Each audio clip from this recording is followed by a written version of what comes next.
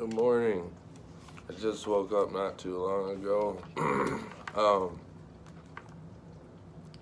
Again, I wanted to go into the letter to the Romans by Paul. Um, like I said before, there's like a lot in here.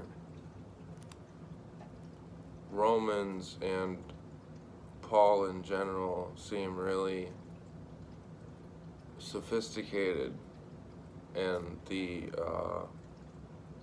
descriptions of, like, when you really look at the details, um, what Paul actually means. And it seems as though there was a good reason that much of these writings and letters were included in the New Testament for a reason. Honestly, I haven't read through Romans in a long time. But having not read it in a while and then rereading it with a new pair of eyes is enlightening. But there's a lot of parts in here that stick out to me. Chapter 8 in Paul's letter to the Romans, I'll start in verse 9. But you are not in the flesh, you are in the Spirit, since the Spirit of God dwells in you. Anyone who does not have the Spirit of Christ does not belong to him. But if Christ is in you, though the body is dead because of sin, the Spirit is life because of righteousness. This is kind of reminiscent of when in the Garden of Gethsemane, if I'm saying that right, Jesus prays because he's about to be arrested and taken for crucifixion. And he says, but the spirit is willing, but the flesh is weak. It's kind of like, though the body is dead because of sin, the spirit is life because of righteousness. The way that that's worded is very interesting to me. The body is already dead, like, because of sin. What is sin, if you really think about it? Sin is falling short of God.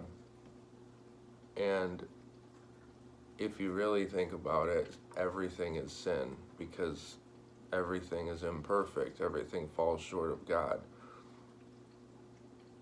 But the interesting thing here is, and I don't know if this is a translation or if it's part of the original Greek or what, but the way that it's worded is interesting to me, because he says the body is dead because of sin, not that the body is dying because of sin. And I think there might be a nugget in there, because God's will is inevitable. And God's will being inevitable already is. So the body is dead because of sin. It's not like you can gain life through sin. You can't gain life through imperfection. So in order to gain life, which you would call eternal life, you have to become inhabited by what Paul here is translated as saying, the Spirit. The Spirit is life, and the body is dead. And the Spirit is life because of righteousness. Paul sort of goes on in the following verses about how we're children of God, and if we're children, then we're also heirs to the glory of God. But he goes on, there's another part here that stuck out to me. I'll begin it in verse 18. Again, we're in the letter to the Romans, chapter 8. I consider that the sufferings of this present time are not worth comparing with the glory about to be revealed to us. For the creation waits with eager longing for the revealing of the children of God. For the creation was subjected to futility, not of its own will, but by the will of the one who subjected it, in hope that the creation itself will be set free from its bondage to decay and will obtain the freedom of the glory of the children of God. It's interesting here because Paul points out that the creation is literally bonded to futility. The word futility. Futility can mean pointlessness, vanity, hopelessness. Something is futile when it's like hopeless and there's no point to it.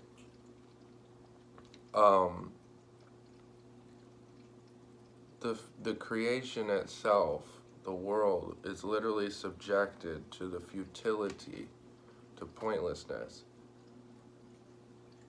But it's through God that we're set free from this inherent futility. Everything dies, everything decays, everything passes away, everything grows old and withers, except for the children of God, as it's put here. Those who become subjected directly to the Spirit rather than to the flesh are taken by the Spirit. They adopt. Paul talks about this too. He actually uses the word adoption. When we become subject, when we subject ourselves willingly to the Spirit, which is beyond futility, which is beyond decay, which is righteousness, as Paul says. When we do that, we sort of release ourselves from the bondage of that futility, from that natural bondage, though the body is dead already. It's not that we're going to die. It's not that things are going to decay. They already are, because it's only a matter of time. Because everything is set in its place, and everything is rolling in that direction. But the thing that's not rolling in that direction is the Spirit, these higher things we're talking about. And if you become adopted, so to speak, by the Spirit, we become the children of God. We become what we already deep down are. We only recognize that we are that. And I think that's like what a lot of what Paul's alluding to in this chapter is that he says in verse 24, "For in hope we were saved. Now hope that is seen is not hope. For who hopes for what is seen?" Like faith, hope, is to imagine glory where there is none, to see the light where there seems to only be darkness. There's a great temptation for faithlessness, especially in the world we're in today. Seemingly more and more faith or religion, or I'll just say faith in general, is kind of looked down upon by the younger generations. And not even younger, there's a lot of older folks that are that way too. But faith itself is seen more increasingly as being stupid, because we're trying to live in this sort of secular, rational, and empirical world, which is dandy. But the thing with faith is that the contention that's pointed out a lot by non-believers is that it's stupid. Why would you put energy into something with no evidence? We're so used to being empirical about stuff. There has to be evidence prior to our conviction. So like, for example, a scientific fact. You look for evidence in order to substantiate your claim. But when this is applied to things in life, to the struggles of life, that empirical, necessary formula is like fitting a circle in a square hole. For in hope we're saved. Now hope that is seen is not hope. For who hopes for what is seen? Whereas faith works kind of in the opposite direction, for a good reason. There's no evidence that things are okay. There's no evidence that everything's going to be good. There's, there doesn't have to be. Faith comes out of nothing, ex nihilo, out of nothing. And then the evidence emerges that supports it. It's actually the exact opposite of a scientific way of looking at things. But this day and age, we're becoming so anti-religion and like anti-faith that hope is seen as stupid. And to be honest with you, it is stupid in many ways. It's stupid to hope, but it's a good kind of stupid. Because if you are only rational and you only followed everything that was evidenced by things that already are, you could never hope for things that could be. And that's what Paul means by hope that is seen is not hope. Hope is invisible because it's not evidenced yet. And really, hope and faith share that characteristic. It is stupid, but it's supposed to be. It's supposed to be seen by the world as foolishness, because the world will take what is wise and make it foolish. What the world thinks is wise by faith, when they think faith is foolish. It's kind of like that whole reverse thing, where God sort of takes the world and turns it on its head and says, look, I know all of the evidence suggests it this way, and I know that it seems incredibly hopeless and futile.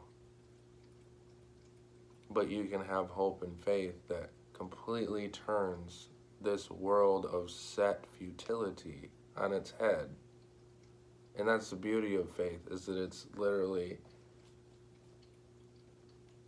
it's the release from the bondage to decay, as it says here in verse 21, bondage to decay. And in opposition to that, those who obtain the Spirit will obtain the freedom of the glory of the children of God. The freedom. That's beautiful, because you're not bound to that same futility. Hopelessness and faithlessness is having a futility of mind in believing that there is no hope, there is no faith. Things will be as they are forever, and things will not get better. Show me first, and then I'll hope. That's not real hope, because hope is unnecessary when things are already all set. Thanks for watching.